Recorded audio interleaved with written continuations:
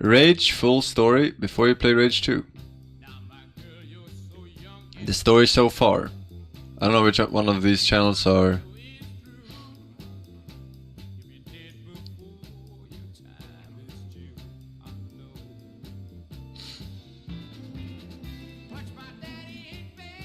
All right, let's do it. I do it. I'll do it. Why not, right? Watch this one. I can't see your link because you're a disgusting pleb. Audio, Arius, CS, Inik, Turbo Tommy, Hunter Main, Orofia, Ferrari Kim, Alan TV, and Sorata. Thank you very much, boys. Tier 3 on Hunter Main with the 32 months. Forsen 1, he says. Thank you very much, man. Rage 2 will be releasing in the middle of next month. The sequel's arrival is a long time coming, as the first Rage game was released back in 2011 for consoles.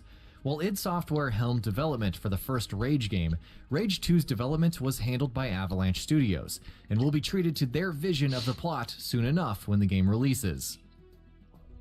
To prepare waiting gamers for the arrival of Rage 2 and to perhaps serve as an introduction to Rage as a series, we've prepared a video about the full story of Rage. I thought this was the video. Stated that Rage 2 will continue the plot of the first Rage game, we know the ending of the first game should lead into the beginning of the second game. But how does everything begin? The world of Rage takes place on an Earth that has been hit with an asteroid, the Apophis 99942, in August of 2029. The 2029. Oh, that's in 10 years, boys. Caused concern from 2004 to 2006 over the possibility that it would collide with Earth, but continued study of the asteroid reduced the effective probability of the collision. But in the world of Rage, the asteroid does collide with the Earth, and it turns the planet into a post-apocalyptic wasteland all around. Humanity is almost entirely wiped out, and those who survive the asteroid's impact form settlements around habitable locations such as oases or any such fertile environments that can support life. The settlements are often under attack by bandits who roam outside of the settlements, and mutants, which are the product of experiments to create super soldiers by a group called the Super Soldiers. The Authority are the antagonists of both the first and the soon-to-be-released second game, and their goal is to impose social order upon the Earth as they see fit, wiping out any who oppose, even if those include innocent humans. They are highly militarized and have access to powerful technology. There are a variety of types of both bandits and mutants in the world of Rage. It's Fallout. There are 6 different I don't bandit fucking clans, mind. each with their own social background. And found Please, only in by all particular means, give me a locations. Fallout. Mutants, of which there are also several varieties, are distinguished by their combat abilities and physical characteristics, though those designated as Authority mutants are distinguished by their obedience to the Authority.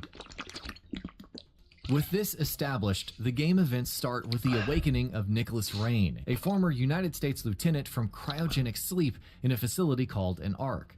This Ark is one of many scattered across the world as part of the Eden Project, a joint effort from major world powers to preserve some of human civilization for the future. The Eden Project was carried out in secret, unknown to the broader public, and each Ark contained a maximum of 24 people.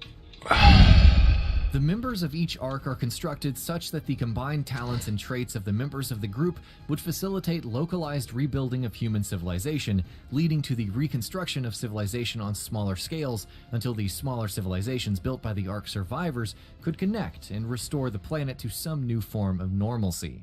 Such was the secrecy of the project that the selected members of each Ark were unaware of their choosing until late in the project's execution.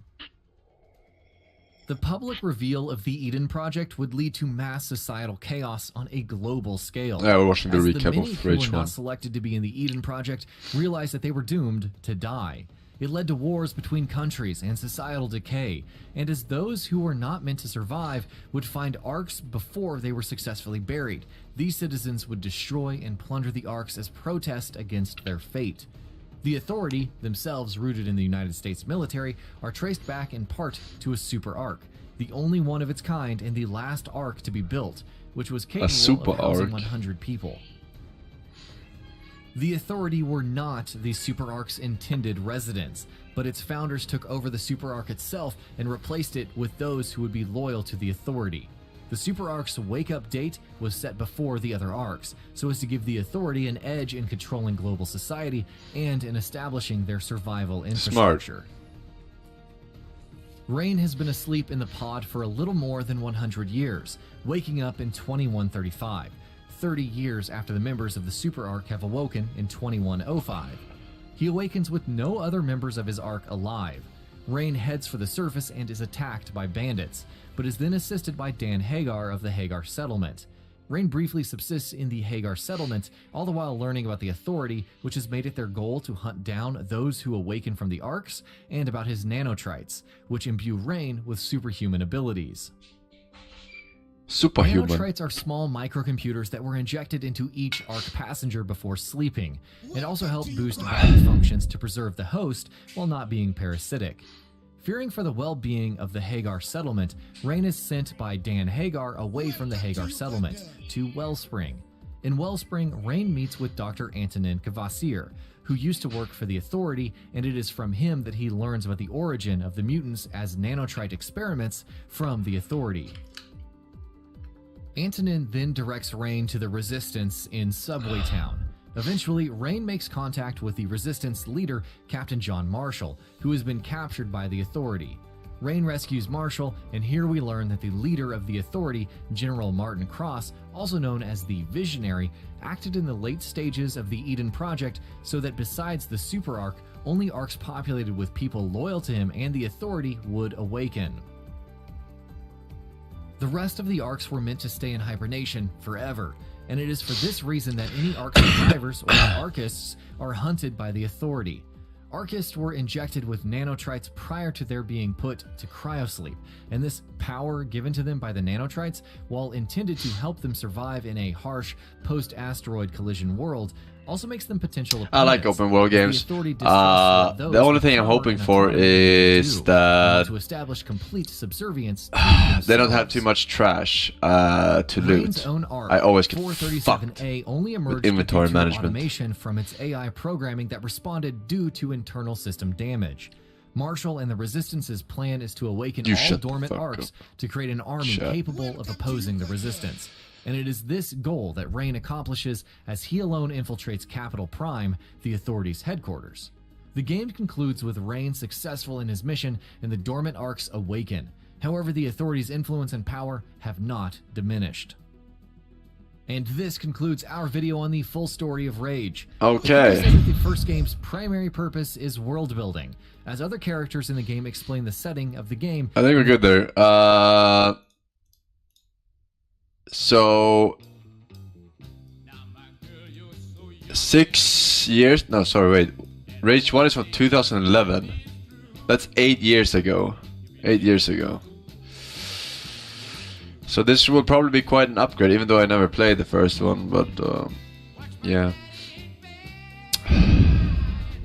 Ready recap, Forsen Joy. Yeah, off on the sub stream only. You know the rules. You know the rules, man. Cucks Unlimited, Pleben.